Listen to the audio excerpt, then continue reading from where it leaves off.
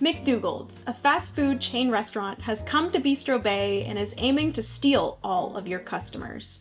They've even nabbed some familiar chefs to work behind the counter. You'll need to grab great ingredients, make fantastic meals, and impress the celebrity critic if you want to get more stars and come out on top. Hey friends, it is Jenna, what is up, and welcome back to the Board Game Garden, and welcome to the solo how to play of Critter Kitchen. So Critter Kitchen is a game published by Cardboard Alchemy, and it is designed by Alex Cutler and Peter C. Hayward, and the illustrations are by Sandara Tang. And in this video, I'm only going to be going over the solo rules. So if you haven't learned how to play the multiplayer game of Critter Kitchen, I will put a link down in the description box, as well as a link up here to the Meeple University how to play video, so you guys can go and check that out, learn how to play the base game rules, and then you can come back here and learn how to play solo. Give this video a big thumbs up if you enjoy. Also, hit the subscribe button down below if you've yet to do so. We'd love to have you here in the garden. If you have any questions about the solo mode, please don't hesitate to leave those down in the comment section, and I will reply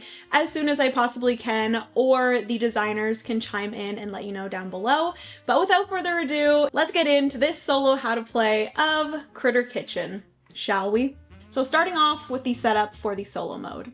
You're going to follow the normal game setup as if for a two-player game, and in addition, you're going to find the appropriate Critic's Choice card from the critic you revealed and place it beside the critic. Next up, give McDougall's the amount of stars showing next to the critic, then flip to the ingredients side. This card will help you throughout the game with determining what ingredients McDougall's will take. The card will show day 1, day 2, and day 3, and will show a line of ingredients that McDougall's will prioritize going from left to right. And if there's ever any ties, the bottom will show you whatever ingredients McDougall's will prioritize. Again, moving from left to right. Next up, moving on to player setup. You're going to use the normal setup for yourself, however, you can leave the location cards and restaurant shield in the game box, as they will not be needed. Next up, moving on to McDougall's setup. So you're going to place the McDougall's kitchen board within easy reach, kitchen side face up. Place 3 chef figures and the critic plate of an unused player color on the McDougall's kitchen board. Next up, separately shuffle manager, mouse, lizard, and board decks and put them face down in that order within easy reach. Lastly, place the chef hat matching the McDougall's chef color at the front of the priority track,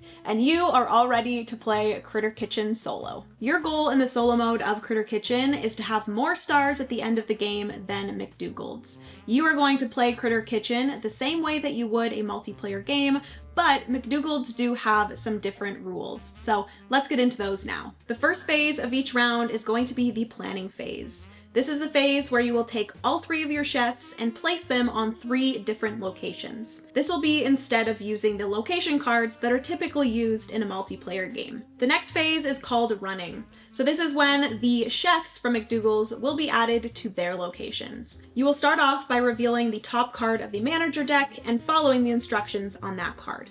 Once finished with the manager card instructions, you will then move on. If the mouse is not at a location, you will draw the top card of the mouse deck and follow the instructions on that card.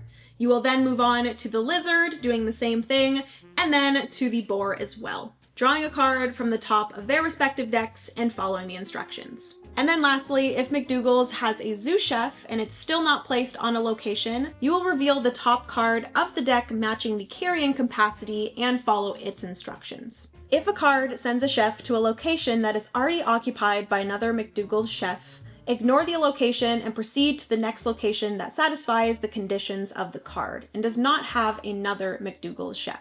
If there are multiple or no locations that would equally meet the requirements of a card, use the location arrow at the bottom of the card to determine which location is used. The arrows indicate the order of locations to consider, starting with either the soup truck or the chef academy, proceeding to the right or left respectively. Then follow McDougall's placement rule. Moving on to the third phase, which is shopping.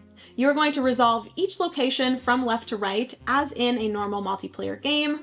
Now, if McDougall's ever gets any soup or bisque, that is returned to the supply. No soup for you, McDougall's. For each McDougall's chef, including any McDougall's controlled zoo chefs, consult the row of the Critic's Choice card relating to the current day, either day 1, day 2, or day 3. Pick the available item that satisfies the condition furthest to the left in that row. If there is a tie between multiple ingredients, use the list at the bottom of the Critic's Choice card and pick the tied ingredient that appears furthest to the left. And a quick note that McDougall's always ignores critic rule changes when selecting items for its critic plate. And then lastly, phase 4 is end of round. You will follow all of the regular steps for the end of round, but additionally for the solo mode, you will also discard any drawn manager, mouse, lizard, and boar cards. Now let's move in to what exactly McDougall's is going to be doing with all of the ingredients that they collect. McDougall's will always place the highest valued ingredient of each type they currently have in the matching ingredients section of its critic plate, keeping the lower valued ingredients to the side.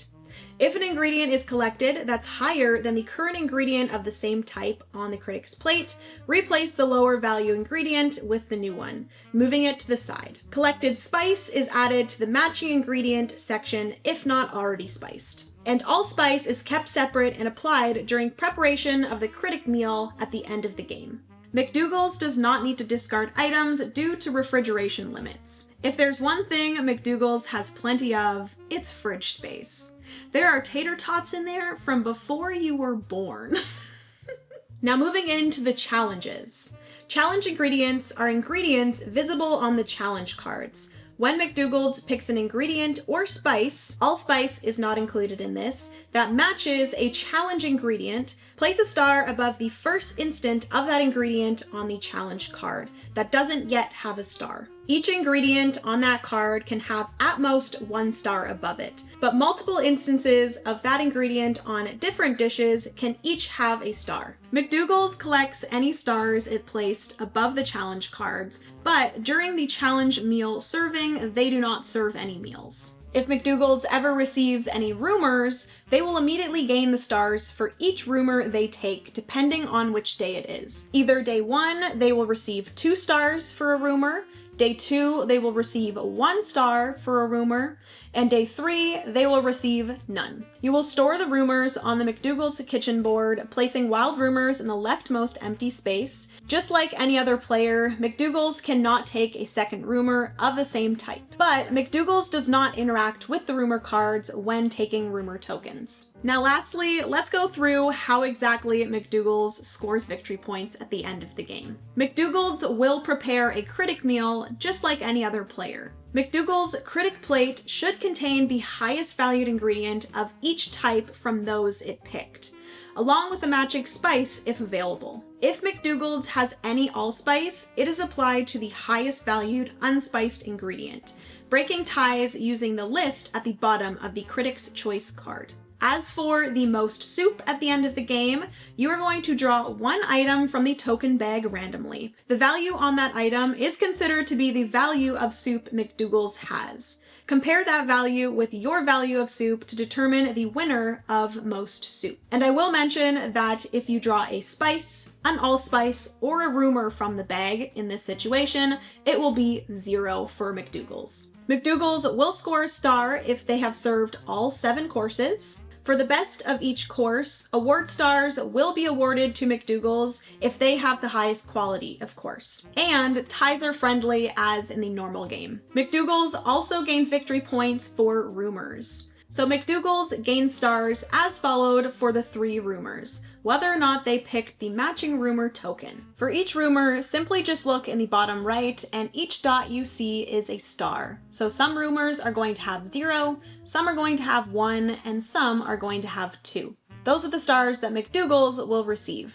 Lastly, for final scoring, we have the Critic's Meal, which McDougall's is going to score just like any other player does. You're simply just going to add up all of the quantity on their ingredients of their critic meal, keep track of it on the back of the McDougall's player board, and that is going to be how many stars McDougall's gets for their critic meal. Once you are finished with all of that final scoring, if you have more stars than McDougall's, congratulations! You have defeated the corporation that moved in and tried to lower Bistro Bay's food standards. To celebrate, why not go get a burger? If not, sadly, the town is ruined and it's all your fault. To commiserate, go get a burger. If you can't beat them, join them. Burgers are so yummy. Alright friends, so that is going to be everything for the solo how to play of Critter Kitchen. I hope you have a wonderful time playing this game over and over again. Make sure McDougal's knows who's the shining star of Bistro Bay. Thank you so much for watching today's video, and I will see you guys in the next board game video. Bye friends!